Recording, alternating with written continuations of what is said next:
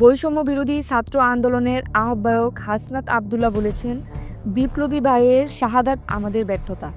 আমরা এতদিন পর্যন্ত সুবিচার নিশ্চিত করতে পারিনি। আমরা আওয়ামী লীগকে নিষিদ্ধ করতে পারিনি। এই ভূখণ্ডে হয় আমরা থাকব, না হয় আওয়ামী লীগ থাকবে। বুধবার 12ই ফেব্রুয়ারি রাত 9:15টার দিকে কেন্দ্রীয় শহীদ মিনারে গাজীপুরে হামলায় নিহত শিক্ষার্থী আবুল কাশেমের জানাজা শেষে লাশের কফিন নিয়ে মিছিলে তিনি এসব কথা বলেন।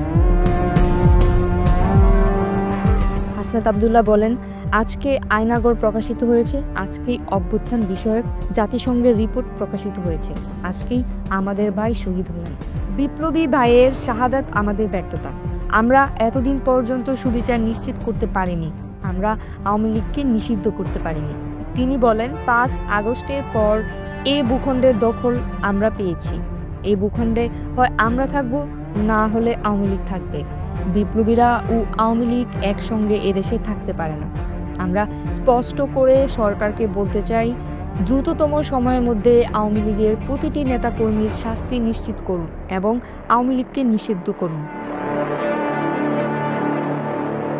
এদিন কফিন মিছিলে ছাত্র জনতা দিল্লি না ঢাকা, ঢাকা ঢাকা, আওয়ামী লীগের আস্তানা ভেঙে দাও, গুড়িয়ে দাও, আমার ভাই কফিনে, খুনি কেন বাহিরে।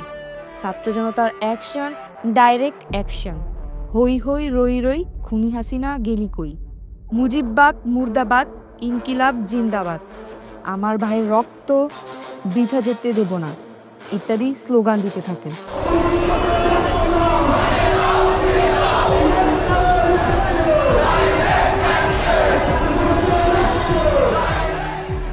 মিছিলে জাতীয় নাগরিক কমিটির সদস্য সচিব আক্তার হোসেন বলেন, গাজীপুরের অভ্যুত্থানের 6 মাস পরে আমাদের ভাইকে কুপিয়ে শহীদ করা হলো।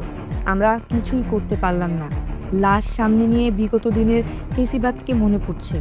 যে আওয়ামী লীগ আমার ভাইকে শহীদ করেছে, সে আওয়ামী লীগ এদেশে রাজনীতি করার বিন্দু পরিমাণ অধিকার রাখে না।